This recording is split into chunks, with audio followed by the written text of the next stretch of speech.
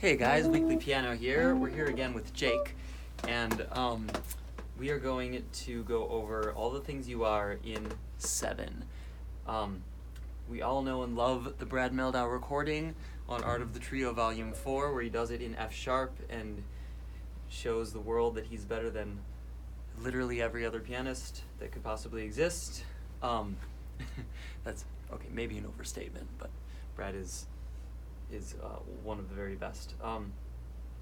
Anyway, we're going to do it in F, the original key, and I'm going to show you how to count it in 7. The end message here is that it'll only happen by practice, and familiarizing your brain with counting in 7. But to get there, there's a process. So we're going to start out with our good friend, the metronome. And we're going to have it give us 7 beats. That's too slow. So, I mean, we'll eventually get it up. It'll be like around.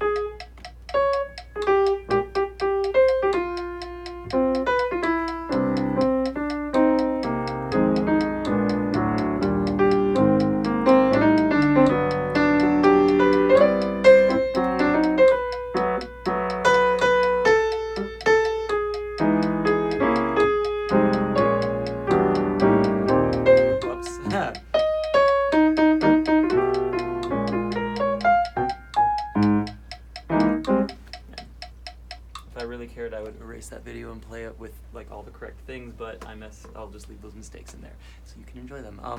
Anyway, we'll get up there. To start it though. Actually, let me work backwards. I'm going to tell you where I'm subdividing it. So we have a metronome going 3 4 5 6 7 1 2 3 4 5 6 7 1 2 3 4 5 6 7. Now you'll notice I clapped on it on an offbeat there. 1 2 3 4 5 6 7 1 2 3 4 5 6 7.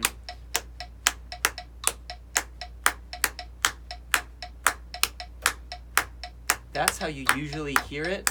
You don't hear it if you hear it like this. It's going to sound square. But if you put it here,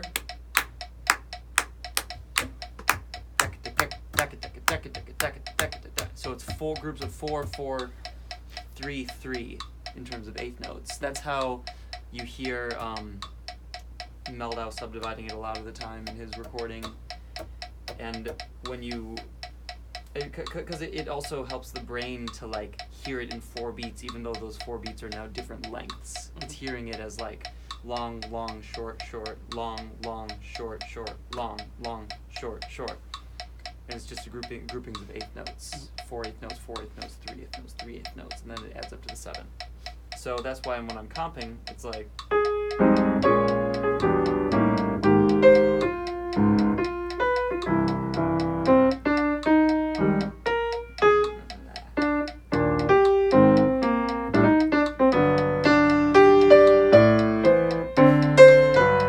It's always felt on that offbeat. Makes sense. So let's slow it down a little bit, because you're going to have to, and take it here with that same grouping.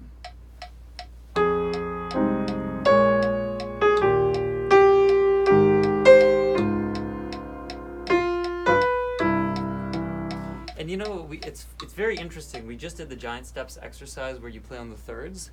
The melody here is almost all thirds.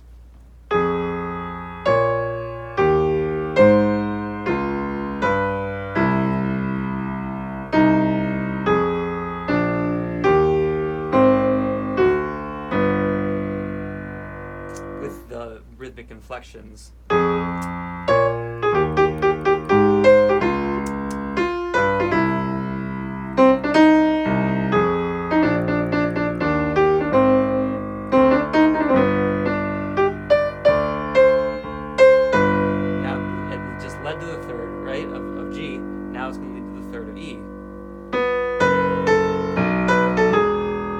Interesting, because we also were just talking about thinking in the 1 when you have a 2-5-1, and that's exactly what they're doing in the melody here. You're just an E leading to the 3, but it's over a 2-5-1.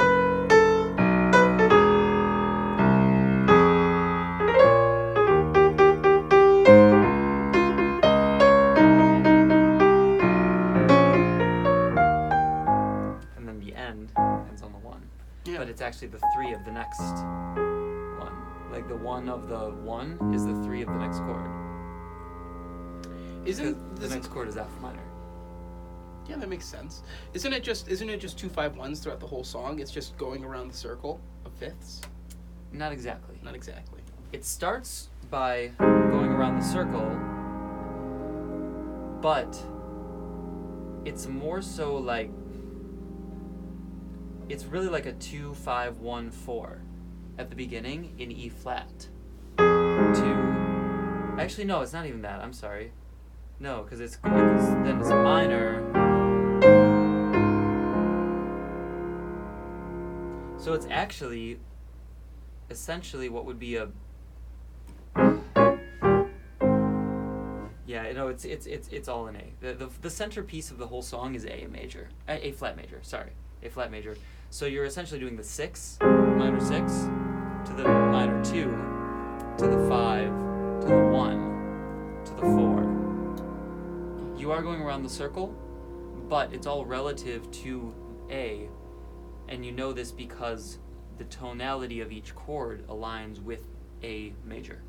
A flat. I keep saying A. It's A flat. A flat. So this is the 6 of A flat, minor 2 of A flat, the 5 of A flat, the 1 of A flat, and then the 4 of A flat. And then it switches keys to C. And then it goes to C minor and does the same exact pattern as before, but now the pattern is in, I guess it would be, the pattern is now in E flat. Right? Now that's landed on E flat, and now it goes to the 4 of E flat, and then switches keys again with the exact same pattern to the same relative direction. Now it's E flat to G, whereas before it was A flat to C. It's all mathematically exactly the same proportions. Mm-hmm. So it's like this one chunk of 6, 2, 5, 1, 4, switch keys, then 6, 2, 5, 1, 4, switch keys again to G. Anyway, that's going like way beyond what we were just talking about. Yeah. So is this another one of those songs where I can break it up in just to 3 groupings of one chord? So I just start playing an A flat. You can't really do that. Well, maybe. I've never tried that with this song. Like, if you were to just play an A flat. No, you have to think of it as the chords, because otherwise you're going to just be playing sort of vanilla ideas in A flat, because this is all in A flat at the beginning, but if you think of it,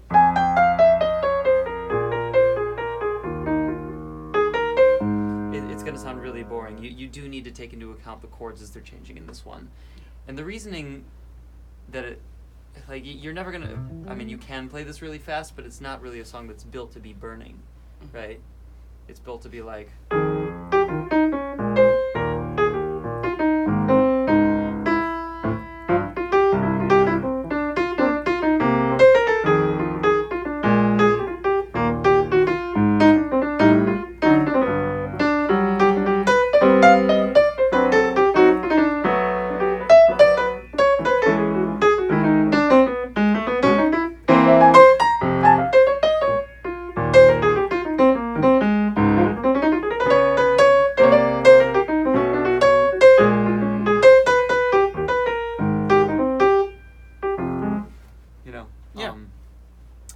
when I'm going through that, I'm not thinking.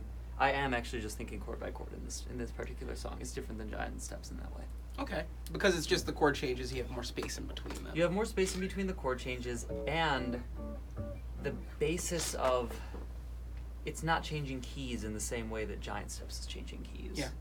like the basis of why giant steps is so interesting is because it's going in this augmented pattern. Yeah. The basis of why this is interesting is the melodic and harmonic interaction from key to key and the subtleties therein. You know? Yeah.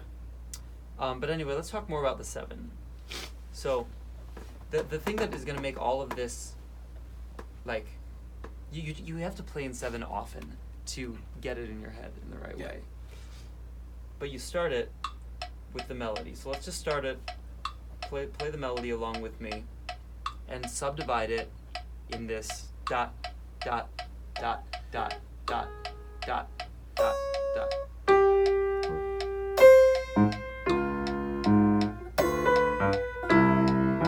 Yeah. But when there are 2 notes, like, subdivide it. Do da da da. Well, here, let's get the one. Da da da da da da da da. Just clap that with me. Clap, clap, clap, clap, clap. Don't rush it. You're rushing still a little bit. There you go. Alright, now melody. 1, 2, 1, 2.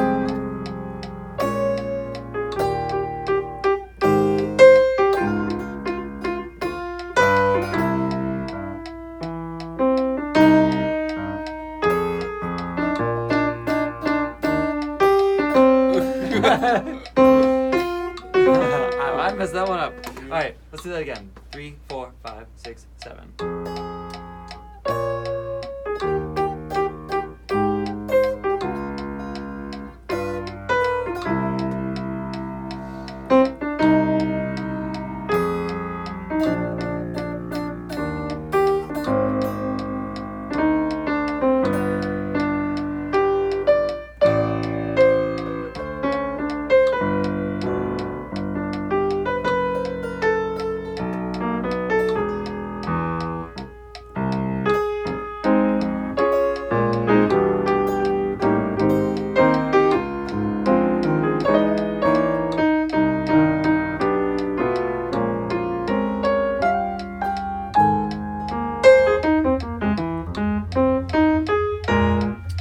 So now, let's talk about soloing.